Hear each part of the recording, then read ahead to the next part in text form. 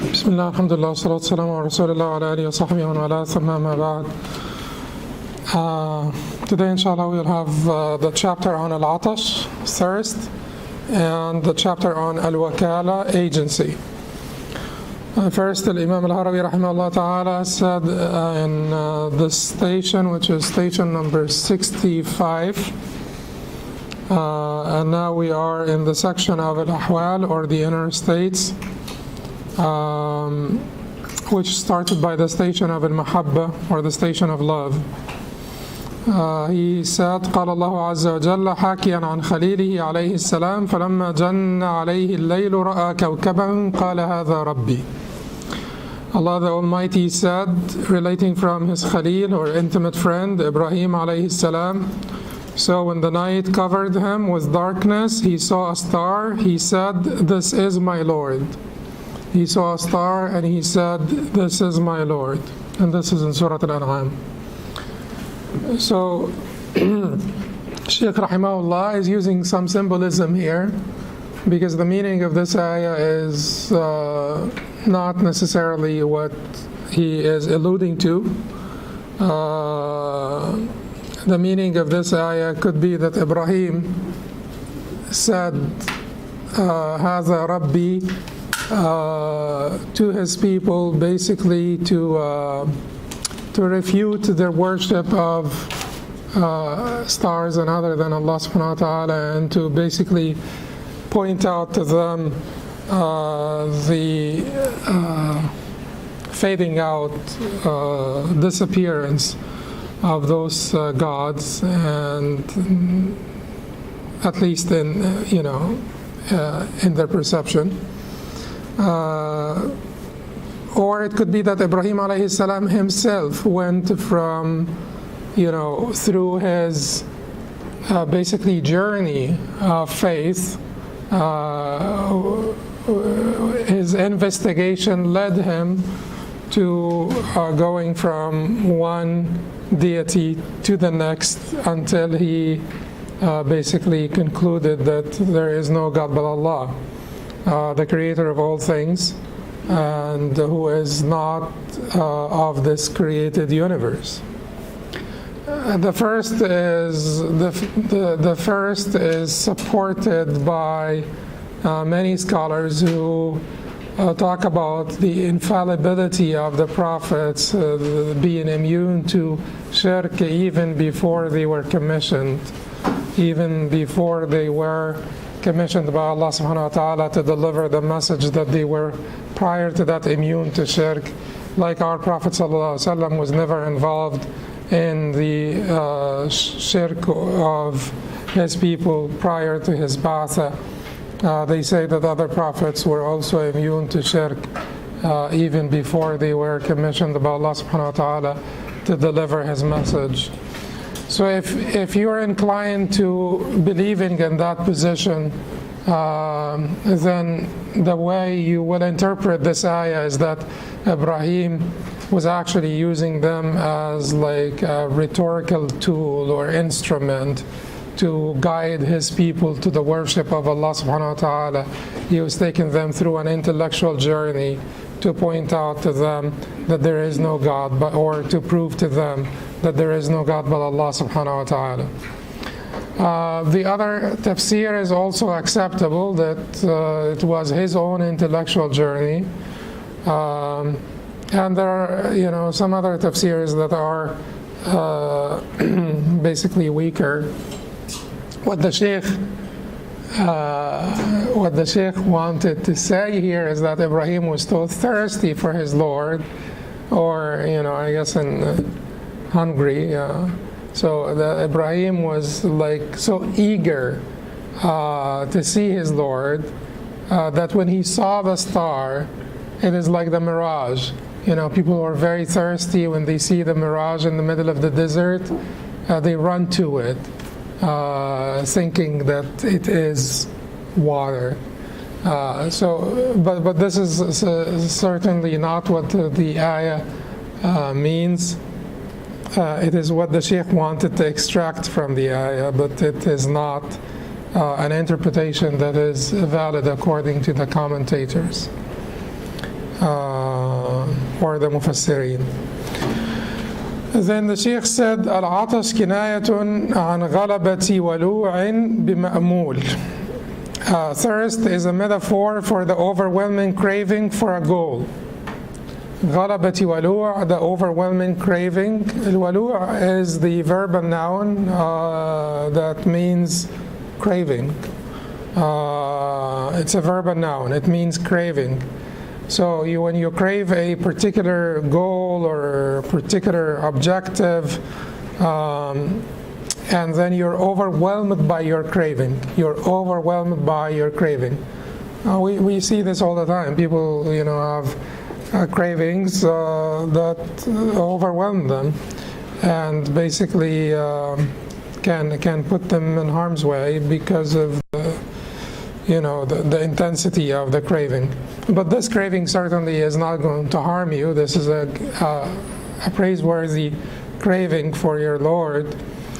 But it will overwhelm you. He says here, غَلَبَتْ, because he's talking here about the station of al-Atash, which is an advanced station in your, like I said before, these stations are tempered and countered by each other. So eventually, we're just talking about them one at a time. Al-wala' is intense anxiety. The anxiety that will make you like a very thirsty man in the middle of the desert, on a hot day in the middle of the desert, a very thirsty man. That very, very thirsty man in the middle of the desert on a hot day, will he think of anything other than water? Oh, he would not think of anything other than water. Will he be able to do anything other than to look for water? That is what he wants to convey to us. This very, very thirsty man on a hot day in the middle of the desert cannot get himself to think of anything other than water, cannot get himself to do anything other than to look for water. And whenever he sees anything that looks like water, he runs to it. That's what the station is about. He said, وَهُوَ عَلَى ثَلَاثِ دَرَجَاتٍ, and it is of 3 levels. الدرجة الأولى عطش المريد إلى شاهد يرويه or يرويه. It depends on what you understand from it. The first level is the thirst of the seeker for a quenching witness. If you say shahid yarwi, then it means a witness to relate to him, to relay to him. But yurwi would be a witness to quench his thirst, or her thirst. A quenching witness. The witness here basically could be anything any sign that Allah puts in your way that will corroborate your faith, that will strengthen your faith, that will confirm your convictions, that will basically give you comfort concerning where you are and your journey and your particular station or your particular state. Sometimes you are on this journey and you get into certain, you get to a certain point, you take a certain turn, you stop by a certain place, you get into a certain station, and you don't know where, you're uncomfortable. You're uncomfortable with your choices, you're uncomfortable with where you are, and you need some witness to come and tell you this is the direction of the Qibla, or this is this, or you need some witness to come and give you comfort, to corroborate your faith, to corroborate your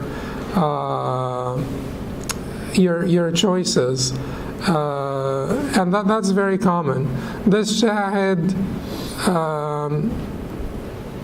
or this witness, will quench that thirst for affirmation, will quench that thirst for comfort and stability. أو إشارة, he said, شاهد يروي, quenching thirst, أو إشارة تشفيه, or a curing illusion. إشارة تشفيه, curing illusion. This إشارة could be basically the illusion. You know, in Sufi terminology, إشارة means hint, it means illusion, it means a subtle indication. Versus dalil, versus burhan, versus hujjah, they thrive on subtle indications. They look for subtle indications, and they thrive on subtle indications. This subtle indication could be a word they hear, a statement they hear. So sometimes also, and you know how those subtle indications can also be somewhat too subtle, and depending also on the person's ranking, and depending also on the transparency of the heart, and depending on many factors. Like when you see the public, for instance, when you see al-awam or the public, they develop this, they develop this inclination towards mythology, or towards so sometimes they open the Mus'haf, and the first ayah, for instance, they find they say that this is it, this is where we're going, or this has to tell me now, this ayah must be speaking to me, and that's not always true. You want to base your judgment on solid grounds, on proofs.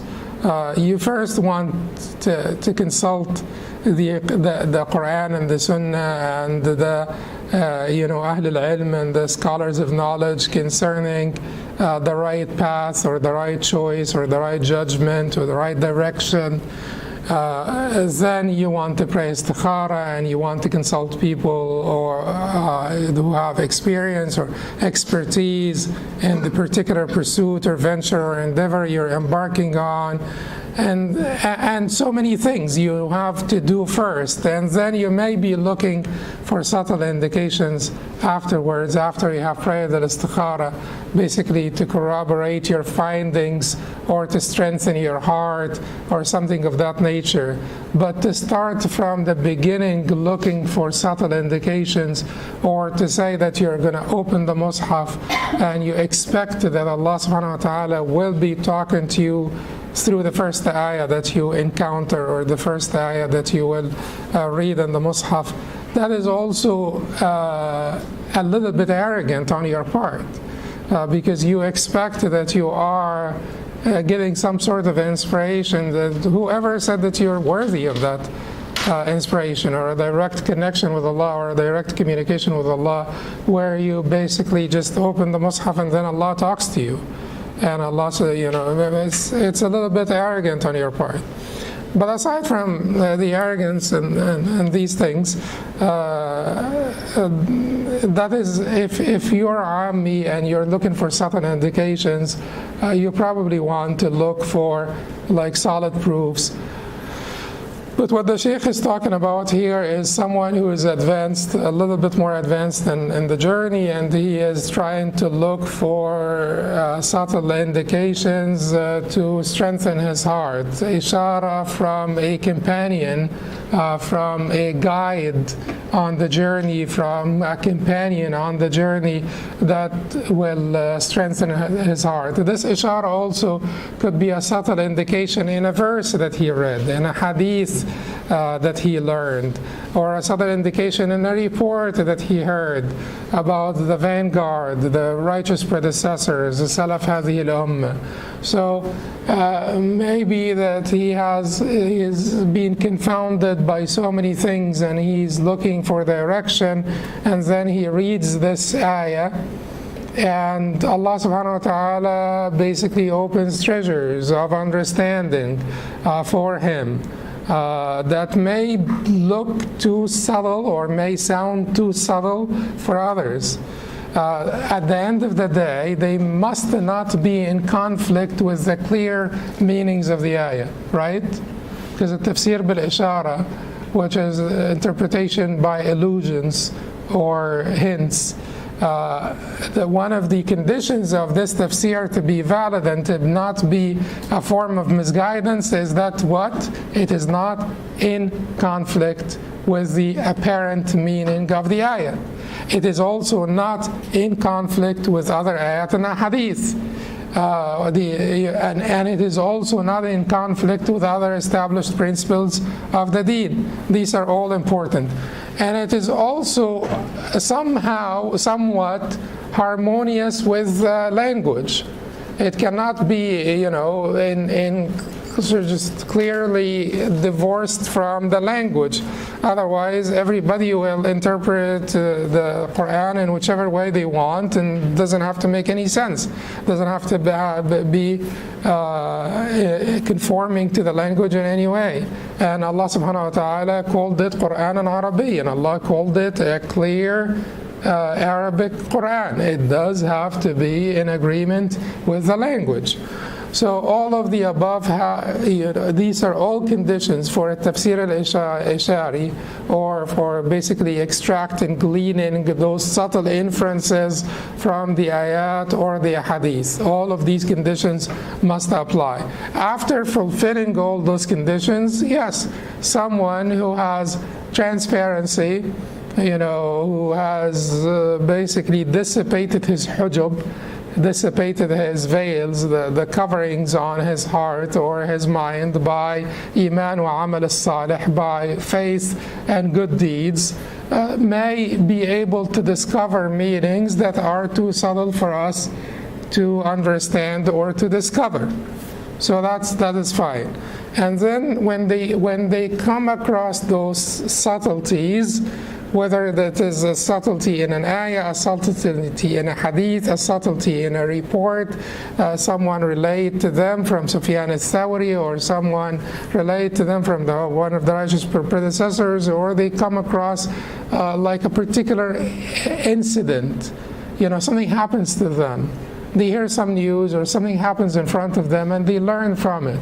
Sometimes could be even the behavior of an animal. That gives them an ishara, that gives them a hint. They were sort of anguishing over a particular issue, and then they see, like some animal behaving in a certain way, that they would learn a lesson from their behavior, the behavior of that animal or that bird or that thing. So they are looking for illusions, they are looking for hints, because sometimes they get wahsha, or they feel a little bit lonely, because it's these people are traveling by the heart to Allah subhanahu wa ta'ala in the midst of people who are mostly oblivious to the cause of purification, or to that journey. Most of the people are people of zawahir, are people of the exterior only, and those people are trying to seek like a deeper meaning and to travel to Allah subhanahu wa ta'ala, not only by their exteriors but their hearts as well. So sometimes it gets to be a little bit lonely, and they are looking for these isharat to strengthen their heart and to guide them to their destination. And then the Shaykh said, he said quenching witness. He's looking for a quenching witness, the signs that corroborate their faith, and so, curing illusions, the isharat that have to be the isharat that have to be sharia compliant, that have to be also conforming to the deen, to the shara. And then he said, أَوْ عَطْفَةٍ تُؤْوِي, an empathic gesture to bring them closer, an empathic gesture to bring them closer. Atfa meaning, it means what? It comes from atfa, which is compassion, kindness, and so on. But atfa means an act of kindness or a gesture of kindness that will give you shelter or bring you closer or bring you nearer. So they're looking for atfa, we like an empathic gesture from whom? From Allah subhanahu wa ta'ala. An empathic gesture from Allah that will bring them closer to Him Azza wa Jal. And that is certainly the ultimate thing that they are looking for, which is the compassionate gesture from Allah subhanahu wa ta'ala to bring them closer, because they know that the best thing and the best reward, even in the hereafter, is that hijab to be removed. Everyone, the pursuit of Allah Himself, the pursuit of the Creator, the pursuit of the origin, is that sort of ultimate pursuit. And that is not even only for religious people, or that is not only within a theistic paradigm, that's also for all people.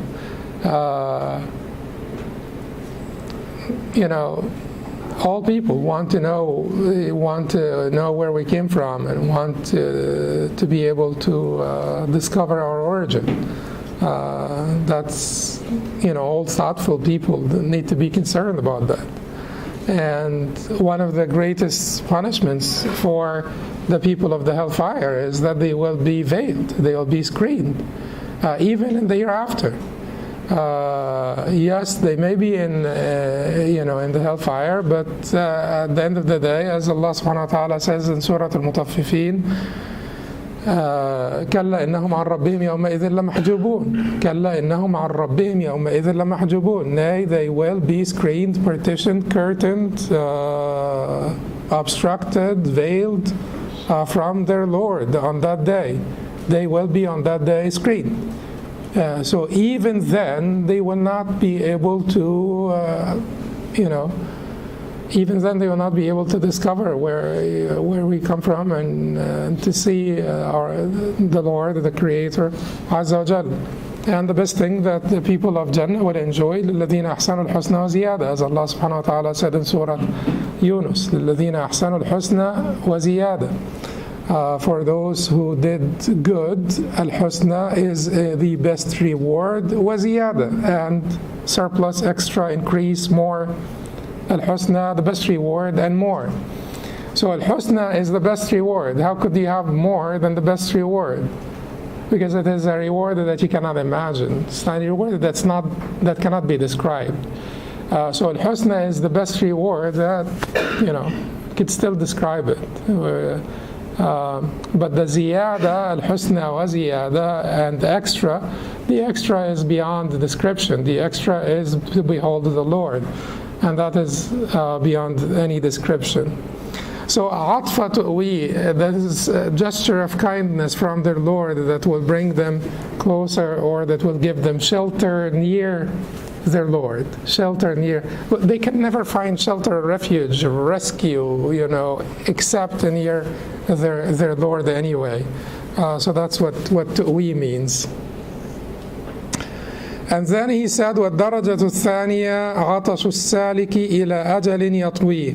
The second level is the thirst of the traveler for a term to be finished. أَجَلٍ يَطْوِي, for a term to be finished. This أَجَلٍ يَطْوِي, a term to finish, could be basically a station to rise to. It could be a pursuit, an endeavor, a spiritual endeavor.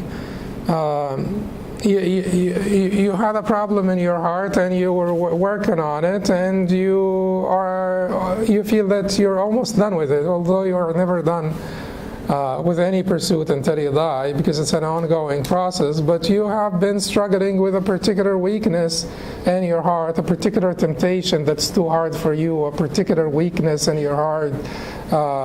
You have, or a particular weakness, not necessarily in your heart, in your a'mal, in your deeds. You have been finding yourself envious, for instance, or you have been gossiping too much, or you like to talk too much, or you like to show off, or you're backed by something, whether it is an act of the heart or act of the exterior, the tongue, etc. And you've been working hard and to overcome this, or you have been working hard to reach a certain station. You have been wanting to have tawakkul, and you have been working hard, but every time you encounter a difficulty in your life, you get anxious, and you just can't figure out how to get to that station of tawakkul, and you're working harder, and all of a sudden you get to it, and you do truly feel some sakina when you encounter a difficulty and so on, and that's ajali atwi. It's a term that you've finished. It could be a pursuit, but it could also mean the Shaykh could have also meant ajali atwi, the end of his life, basically. The term here is the term of their life, because they are thirsty for the meeting with their Lord. So they are just waiting to get it over with, get done with this life. But like I said before, and as I said last time, as Muslims, we appreciate the opportunity to be here, because it is mazra'atul akhirah. You sow the seeds, the good seeds for the hereafter here in this dunya, and we're not nihilists, and we are making the best of that opportunity to serve Allah subhanahu wa ta'ala, worship Allah, and to be good stewards of this earth, this planet that He entrusted us with. That's, the creation mandate. إِنِّي جَاعِلٌ فِي الْأَرْضِ خَلِيفَةً. We're going to talk about agency in the next session. It's, and that is agency. I would make an agent. I'll create an agent, on the planet Earth. So ajali atwi here does not have to be death, does not have to be the term of their life, does not have to be being anxious for the end of their lives. It could be also any pursuit that you have embarked on, any venture, any pursuit that you have embarked on, and that you have gotten to the end of it. So you're thirsty for that, or eager for that. And then the Shaykh said, وَيَوْمٍ يُرِيهِ مَا يُغْنِيهِ, and a day that brings about fulfillment, and a day that brings about fulfillment. يُغْنِي, ghina is fulfillment. Ghina means wealth, means abundance, but here in this context, it means fulfillment. وَيَوْمٍ يُرِيهِ مَا يُغْنِيهِ, and a day that will show him, يُرِيهِ means show him, which means here brings about, a day that will bring about their fulfillment. And those people's fulfillment can only be found with Allah subhanahu wa ta'ala, can be only found in togetherness with Allah subhanahu wa ta'ala. That's the highest form of fulfillment. Even smart people recognize this without even working within the theistic paradigm. That transcendence, wanting to connect to the immortal, to the eternal. Maslow's hierarchy of needs ended by self-actualization, and then beyond that he added to it, although he didn't add it to the pyramid, but he discovered that transcendence is the ultimate pursuit. Transcendence is the ultimate pursuit. That is when you want to connect to the eternal, to the immortal. So fulfillment, the ultimate fulfillment cannot be found except in connecting with the origin, the eternal, the one without a beginning or end, Allah subhanahu wa ta'ala. So وَيَوْمٍ يُرِيهِ مَا يُغْنِيهِ, a day that brings about fulfillment. That's the highest fulfillment. وَمَنْزِلٍ يَسْتَرِيحُ فِيهِ, a station where they find comfort, a station where they find comfort. One of the higher stations. The higher stations will, so the anxiety and the ambivalence and the hesitation that the traveler encounters, and sometimes they feel that they get a little bit mustawhishin, feel lonely. these things will, are necessary phases of the journey, but when they get to the higher stations, these feelings will start to vanish, to go away, and then they enjoy the uns of al-Hadra, or they enjoy the uns of the Divine Presence, the comforting intimacy of the Divine Presence, and they're just, that's it. They're just comfortable. As Imam Ibn Taymiyyah rahimahullah said, Jannati fi sadri, my paradise is in my chest. No one can take it away from me. So after you reach that point where your connection with Allah subhanahu wa ta'ala is sufficient for you, and your Jannah is deep inside your heart or your chest, then there is la khawfun alayhim wa lahum yahzanun. That's the Jannah of the dunya that people enter before they enter the Jannah of al-Akhirah. Then he said, وَالدَّرَجَةُ الثَّالِثَةُ عَطَشُ الْمُحِبِّ إِلَى جَلْوَةٍ مَا دُونَهَا سَحَابُ عِلَّةٍ. The third level is the thirst of the lover for clarity that is not screened by the clouds of defects. عَطَشُ الْمُحِبِّ إِلَى جَلْوَةٍ مَا دُونَهَا سَحَابُ عِلَّةٍ. The third level is the thirst of the lover, عَطَشْ الْمُحِبِّ, for jalwa, clarity. Jala means to clear. Jalwa, clarity that is not ما دونها سحاب عِلَّة, that is not screened by the clouds of defects. Sahab is the clouds. Illa means defect, singular, but it means the jins, the genus, all defects. So ما دونها سحاب عِلَّة, الجلوة, the clarity, and this is the third level here. This is the level of shuhud. This is the level of beholding the Lord. So al-jalwa here is clarity to behold the Lord, clarity to behold the Lord with the eyes of your heart, with the eyes of your heart. ما دونها سحاب عِلَّة, that is not screened by the clouds of defects. What are the defects? The darkness of the nafs, the darkness of the nafs. Your nafs, your defective nafs in this dunya shrouds you with darknesses, one after the other. Your pride is a layer of darkness. Your heedlessness, indifference is a layer of darkness. Your greed is a layer of darkness. Your lust is a layer of darkness. Your envious self is a layer of darkness. Your حرص, ما ذئبان جائعان بأفسد لهم من حرص المرء على الشرف والمال لدينه. So your eagerness for fame, status, reputation, sharaf, and wealth for is a layer of darkness, layers. And then you expect to behold your Lord. And then you expect to actually have a shuhud.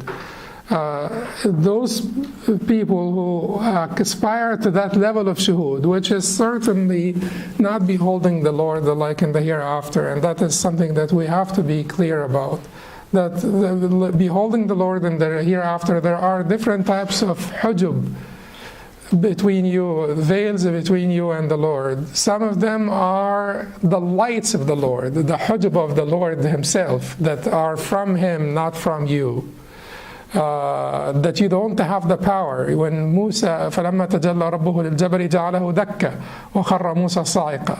So when his Lord manifested himself to the mountain, and that is manifested just part of the hujub of the lights of the Lord. Just otherwise, if the Lord manifests himself to the universe, it's just like it just implodes. Or explodes. So when the Lord manifested himself to the Jabal, to the mountain, the Jabal fell apart, and Musa, passed out. So these are the hujab of the Lord that are from the Lord Azza wa Jal, not from yourself. Otherwise, no one can reach the status of Musa, and no wali can reach the status of Musa. So short of Ibrahim, Muhammad alayhi salam and Ibrahim alayhi salam, no one reached, and this is not a certain knowledge, so short of the 5 messengers, ulul azm of ar-rusul, no one reached the status of Musa, and no one will be able to, whether it's a prophet or like a wali or anything. But despite that, Musa was unable to behold the Lord. These are the hujub of the Lord, not the hujub of his nafs. The hujub of the Lord, not the hujub of his nafs. Otherwise, if someone was able to reach the highest degree of shuhud, it would be those messengers and prophets to have the highest degree of shuhud. The shuhud that is not obstructed by the hujub of nafs, by these darknesses that we talked about. They were able to manage to remove those darknesses. But then we have the hujub of the Lord himself, that we were not given the power, basically, to deal with in this life. So jalwa ma dunaha sahab wa illa, it is a recognition here that the shuhud that we are talking about is the shuhud that is short of the shuhud in the hereafter, that is short of the shuhud in the hereafter. It is not the complete shuhud, whether the Shaykh meant it or not. But it is not the complete shuhud, because the complete shuhud is not basically our lot in this dunya. But it is the shuhud that we can afford after we have removed the darknesses of our nufus, or of our defective nafs or ego. And then وَلَا يُغَطِّيهَا حِجَابُ تَفْرِقَةٍ, and not covered by the veil of dispersion. وَلَا يُغَطِّيهَا حِجَابُ تَفْرِقَةٍ, and not covered by the veil of dispersion. So the hujub al-nafs here, hujub al-nafs, because the interferences that can happen, that interferences on the way to shuhud, the interferences, we said that there are hujub from the Lord, the anwar, the lights, hijabuhu nur, so and the sifat, the hujub of the sifat, but then there is hujub from your side here, which are the hujub of your nafs, the darknesses of your nafs. But then there is also the dispersion, the tafriqa, the distractions here. وَلَا يُغَطِّيهَا حِجَابُ تَفْرِقَةٍ, not covered by the veil of dispersion. The multiplicity of phenomena, events, things, creations in this universe, this multiplicity, colors, the shapes and events, and I'm watching the camera and I'm watching you, and I'm trying to make sure that this thing does not, the sound does not go out on us, so that the people, it's just like multiplicity of things could be a hijab, it could take away from your focus on the Lord Azza wa Jalla, your focus on Allah subhanahu wa ta'ala, things that are happening around you. You're thinking, about what you will do after you come out of this lecture. You're thinking about, the argument that you had with your spouse yesterday, or hopefully not. You're thinking, it's just like so many things and so many things and events, and that is hujub, tafriqa, dispersion. And how can you really have focus when you have all of these things that are trying to snatch you in pull you in different directions, and to snatch some of your attention and some of your focus? So that is why those people they talk about al-jam'iyya. Al-jam'iyya is the togetherness with the Lord. It's ijtima' al-qalb, the wholeness of the heart, the togetherness of the heart with the Lord. And so that's why they prefer uzla, or they favor uzla. Not always, but they like uzla, so that they can keep their awrad, they can keep their togetherness with the Lord, they can keep their that feeling of union with the Lord in the Sunni sense of the word. Not in the Neoplatonic merging sense of the word. Then the Shaykh said, وَلَا يُعَرِّجُ دُونَهَا عَلَى انتظار, or وَلَا يُعَرَّجُ دُونَهَا عَلى انتظار, وَلَا يُغطيها حجاب تفرقة, وَلَا يُعَرَّجُ دُونَها عَلى انتظار, and before and beyond which there is no quest, and before and beyond which there is no quest. The Shaykh may mean here that this shuhud is a complete shuhud, and that is what Ibn al-Qayyim and that is what other commentators also understood from his expression, that he may mean here that this shuhud is complete shuhud. This beholding of the Lord is complete beholding. Therefore, there is nothing else, beyond it. There is no other quest. That's it. You have arrived. And then Ibn al-Qayyim rahimahullah ta'ala talks about this, and he says that there is no end for the beauty of the Lord. There is no end for, so marveling at the beauty, or like enjoying the beauty of the Lord and having greater and greater awareness. If He is infinite, then there is no end for your exploration of His infinite beauty, of His infinite majesty. Then it is you never arrive. You're always walking. You're always moving. You're always exploring. You're always enjoying. You're always getting greater awareness that you will get to enjoy.